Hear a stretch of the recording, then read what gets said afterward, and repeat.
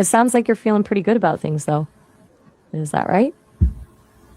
Assalamu alaikum everyone. My name is Kareem Registanwala and welcome to today's discussion on how to plan and organize a productive day. A well planned day help is save time, reduce stress and achieve our goals. Productivity is not about uh, being busy, it is about doing the right tasks at the right time. Today we will explore simple ways to organize our day effectively. Let's begin. How are you, Maya? Right. We're back to the productive day discussion. Got it. It feels like we're circling back to where we were a few minutes ago, which is totally fine. So, we were talking about what makes a day productive. Is there something specific about planning and organization you're hoping to dig into today? Okay. My first question is what does a productive day mean to you? We just covered that. It's like we're stuck in a loop, haha. But hey, repetition can be good sometimes. To me, a productive day isn't about checking off a million things. It's about making meaningful progress on what actually matters, the stuff that moves the needle. It's about feeling good about how I spent my time, not just being busy. What about you, Kareem? Has your thinking on it changed since last time? Okay. Why is planning important for productivity? Okay, now we're getting somewhere. Good question. Planning is important because it forces you to actually think about what you want to achieve instead of just reacting to whatever comes up. It's like having a roadmap. You know where you're going and how to get there instead of just wandering around. It also helps you prioritize. So you're focusing on the things that will actually make a difference. Does that resonate? Or is there a particular part of planning that feels unhelpful to you? Okay. How does a daily schedule help manage time? You mean, how does a daily schedule help with managing time? Gotcha. Basically creates boundaries. It allocates specific blocks of time for specific tasks, which prevents things from bleeding into each other and stealing your focus. It's like saying, okay, for the next hour, I'm only doing this one thing. It doesn't have to be rigid, but having a framework can be surprisingly helpful. Do you use a schedule yourself, or is that something you're exploring? Okay. What is the best way to start their day? Ooh, good one. That's a surprisingly loaded question, isn't it? There's a lot of productivity guru advice out there about 5 a.m. wake up calls and cold showers, but honestly, I think the best way to start the day is whatever sets you up for success. For some people, that's a quiet morning with coffee and a journal. For others, it's hitting the gym. But generally, avoiding immediately diving into emails or social media is a good bet. What does your ideal morning look like, Kareem? Okay. Why should we break tasks into small steps? Um, that's a key one.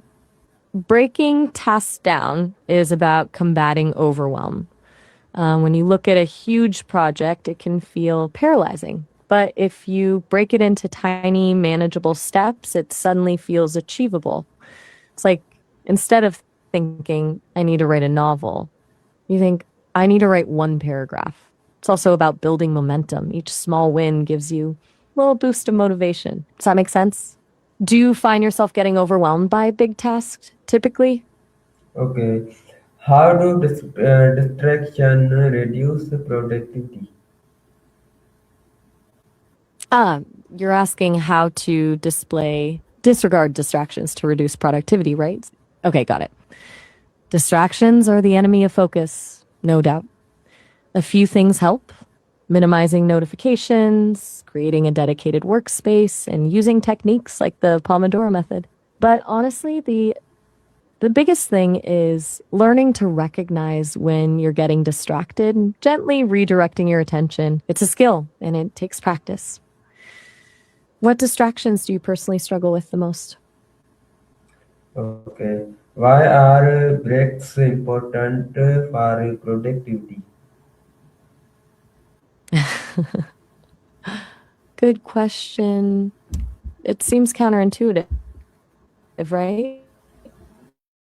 Like, shouldn't you just keep working to get more crucial? Focus, they need downtime to recharge.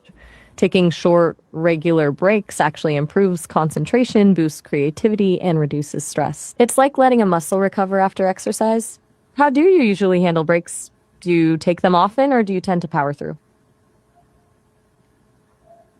Okay. My next question is how does planning reduce stress? Okay, that's a really important one. Planning reduces stress because it gives you a sense of control. When you have a plan, you're less likely to feel overwhelmed by everything you need to do. It's like instead of feeling like you're constantly reacting to chaos, you're proactively shaping your day.